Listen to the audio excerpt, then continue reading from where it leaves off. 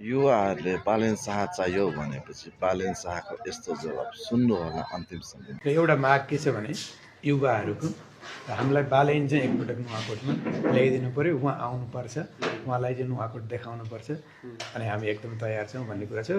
युथहरू मात्रै होइन कि त्यो नुवाकोटको बारेमा तपाईँ हुन्छ सरकारले गर्ने काम प्राइभेटले गरिदियो भने राम्रो, तर त्यो गर्न सकेन भने चाहिँ जिटुजी पालिकाहरूलाई नै खरिद गरेर पालिकाहरूले नै मलको व्यवस्था गरिदिन सक्ने वातावरण हुनु पर्यो, पालिकाले नै किनिदिनु पर्यो, पालिकाले नै बजार खोजिदिनु पर्यो। सबभन्दा नजिक बजार भनेर राजधानी नै हो, एकदमै यहाँसम्म ल्याएर चाहिँ बेच्न सक्ने वातावरण बनाइदियो भने त भइहाल्यो।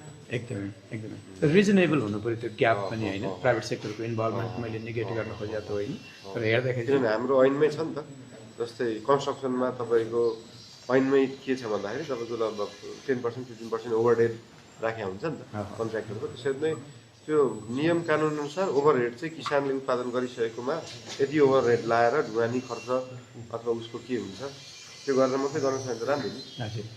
अर्को एउटा समस्या त्यहाँ इन्ट्रेस्टिङ के छ भने केही विगत 10-12 वर्षदेखि